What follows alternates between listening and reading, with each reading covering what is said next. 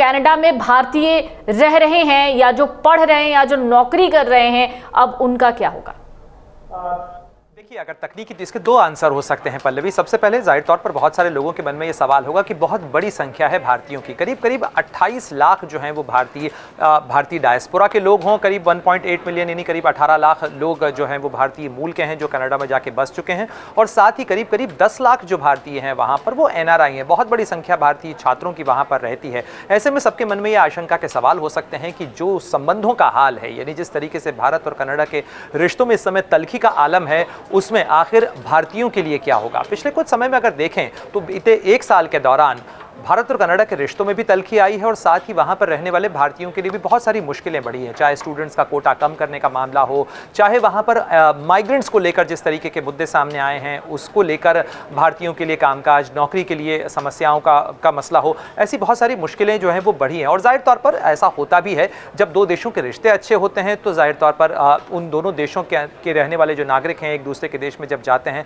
तो वहाँ उनके लिए सहूलियतें अच्छी होती हैं। लेकिन दोनों देशों के अगर रिश्ते खराब हो जाते हैं तो लोगों के लिए भी मुश्किलें होती हैं। अल्टीमेटली दो देशों के रिश्ते भी जो हैं वो लोगों के बिना कुछ नहीं होते हैं। ये बड़ा सवाल है। ऐसे में अगर तकनीकी तौर पर देखा जाए तो फिलहाल ये दोनों देशों के बीच में एक राजनीतिक मसला ज़्यादा है। इनमें लोगों के ऊपर किसी तरीके की कोई पाबंदी नहीं लगाई गई है। कनाडा में जो भारतीय रहते हैं, यानी करीब 18 लाख वो भारतीय जो कनाडा में जाके बस चुके हैं, वो कनाडा के नागरिक हो चुके हैं। भारतीय मूल के जरूर हों, लेकिन वो कनाडा के नागरिक हैं, इसलिए अपने नागरिकों की सुरक्षा सुनिश्चित करना ये कनाडा सरकार की जिम्मेदारी है। लेकिन व्यावहारिक रूप से अगर देखा जाए तो ऐसे जब हालात होते हैं तो जो स्थानीय पॉपुलेशन होती है, एक तरीके से जैसे कल आइडेंटिफाई किया गया, जिस तरीके की भाषावली का इस्तेमाल किया गया, दक्षिण एशिया के लोगों का जिक्र करते हुए कहा गया, ऐसे में बहुत सारे लोगों के लिए मुश्किलें और परेशानी बढ़ सकती है, खासतौर पर आम रोजमर्रा जिंदगी में। हमने देखा है कि इन पश्चिमी देशों के अंदर हेट क्राइम्स का एक सिलसिला होता है, यानी एक विद्वेष की राजनीति होने जब लग जाती है तो लोगों को उसका असर या खामियाजा भुगतना पड़ता है। और ऐसे में सबसे बड़ी परेशानी आती है खासतौर पर छात्रों के लिए, क्योंकि हम जानते हैं कि कई बार भारतीय छात्रों को ये परेशानी का सामना करना पड़ा है कि उन्हें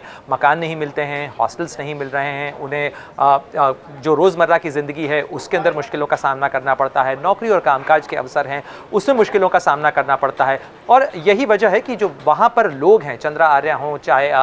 बहुत सारे जो कपिला खेरा हों, इस तरीके कमला खेरा हों, इस तरीके जो कई राजनीतिक हैं जो कि कनाडा में रह के कनाडा के में रहने वाले जो भारतीय हैं उनकी राजनीति भी करते हैं, और साथ साथ जो कनाडा की राजनीति करते हैं, वहाँ की संसद में हैं, उन लोगों का भी कहना है कि ये जो राजनीतिक विवाद है, इस राजनीतिक विवाद का असर आम लोगों की जो जिंदगी है उस पर नहीं पड़ना चाहिए, उनकी परेशानियां नहीं बढ़नी चाहिए, और ये सुनिश्चित करना कनाडा सरकार की भी जिम्मेदारी है। लेकिन अगर देखें, क्योंकि अगर इन दोनों में देखें तो जो रिश्तों की तल्खी है उसका सबसे ज़्यादा असर कनाडा में रहने वाले भारतीयों को उठाना पड़ सकता है। कनाडा के बहुत ज़्यादा नागरिक भारत में नहीं रहते हैं, और भारत में इस तरीके का कोई माहौल नहीं है कि यहाँ पर कनाडा के नागरिकों को किसी तरीके का निशाना बनाया जाए। लेकिन जैसा कि पश्चिमी देशों के अंदर होता रहा है, ऐसी किसी घटना के बाद हमने देखा है कि 9/11 के बाद यहाँ तक कि अफगान समझ के कई सिखों को उसका निशाना बनाया गया। तो कई बार ये जो समझ का अंतर होता है, हमने इस तरीके की चीज़ें ऑस्ट्रेलिया में भी देखी हैं, पश्चिमी देशों में इस तरीके की घटनाएं कई बार सामने आई हैं कि हेट क्राइम्स बढ़े हैं। तो ऐसे में ये जवाबदेही, जिम्मेदारी कनाडा की बनती है, उसकी सरकार की बनती है, जस्टिन ट्रूडो की खुद की अपने निज़ाम की बनती है कि वो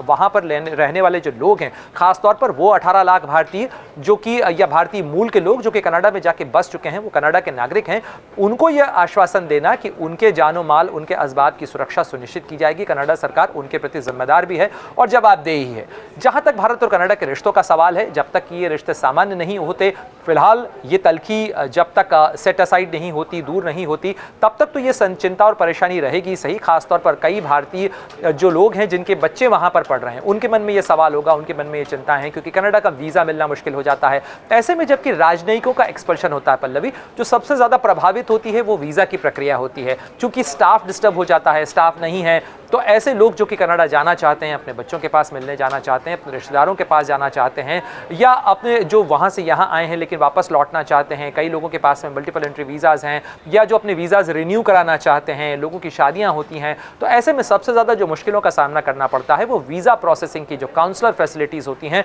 उनको सामना करना पड़ता है। चूँकि अभी 19 अक्टूबर तक तो जो भारत में कनाडा के राजनयिक हैं, 5-6 राजनयिक जिनको निष्कासित किया गया है, उनको अभी वापस जाने की मियाद सवाल है, लेकिन स्वाभाविक रूप से उनकी जो वर्तमान में प्राथमिकता होगी वो तो अपना सामान समेटना, यहाँ पर अपनी वापसी जो है वो सुनिश्चित करना, उसके इंतज़ाम करने की होगी। ऐसे में जो सबसे ज़्यादा असर पड़ता है वो वीज़ा प्रोसेसेस पर पड़ता है, काउंसलर सर्विसेज पर पड़ता है, इसके अलावा जो ट्रेड मिशंस होते हैं उनके ऊपर असर पड़ता है। तो बहुत सारी चीज़ें डिस्टर्ब होती हैं। ये राजनयिक मिशन जो होते हैं एक देश का दूसरे देश में, वो बहुत सारी चीज़ें जो कि आम लोगों की रोज़मर्रा ज़िंदगी से जुड़ी हुई होती हैं उन्हें सुनिश्चित करने का काम करते हैं। अगर आप ये वीडियो YouTube पर देख रहे हैं तो हमारे चैनल को सब्सक्राइब कर बेल आइकन दबाएं, और Facebook पर देख रहे हैं तो हमारे पेज को लाइक करें। 8 मिलियन प्लस सब्सक्राइबर, आपके इस भरोसे के लिए बहुत धन्यवाद।